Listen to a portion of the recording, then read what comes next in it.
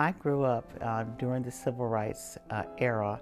There was never a time that I don't remember the movement being a part of everyday conversation, everyday existence, and really it was the backdrop of my life. I'm a product of the 60s. Everything we did, whether formally, informally, in home, at school, in the neighborhood, was all centered around the civil rights movement.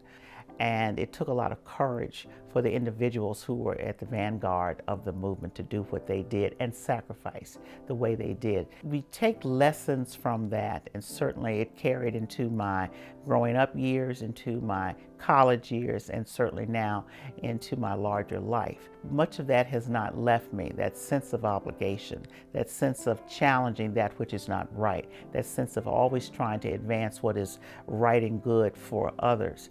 Our parents were very good at keeping us well briefed of what was going on, and you attended a lot of the meetings where the adults were planning and working. You were in the room where it was happening. Churches were a centerpiece to where the movement was forged and lifted. So my father was a Baptist minister, and so much of that work flowed through the church, and the clergy was engaged firsthand. Leaders of the civil rights movement would come through the state of Virginia. Of course, hotels in those days were segregated, and you wanted to have great accommodations for them.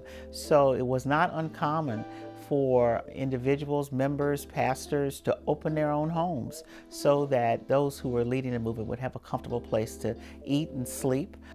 What I remember is when dignitaries would come, Wyatt T. Walker, notable one of Dr. King's staunch lieutenants, Reverend Harris, stayed in our home when they were traveling. I had the chance to shake Dr. King's hand when he spoke at Virginia State College. He had a big speech there, but I was a wee little girl, but I got a chance to be among the college students and inch my way to shake his hand. So those are moments that I should cherish and will never forget.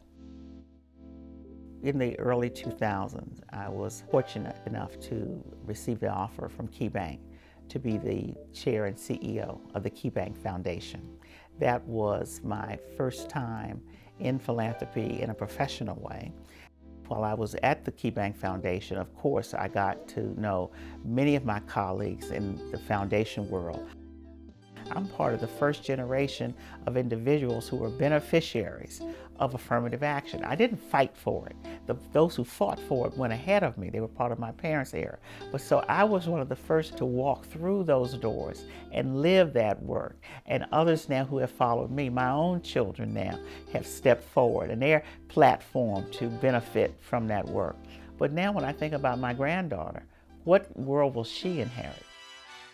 Dr. King's legacy is a true demonstration of what philanthropy does every day, and that is love. It is the manifestation of love, touching the lives of others in concrete ways to improve life, to position life for the better, to make communities whole, to make sure that they are advancing and that no one is left behind.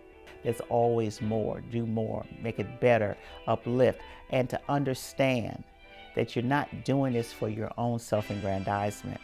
You're doing this because you are the steward on a watch, and you've been given a watch, and it's your job to be the best steward that you can to be on that watch. A watch has a beginning and it has an end.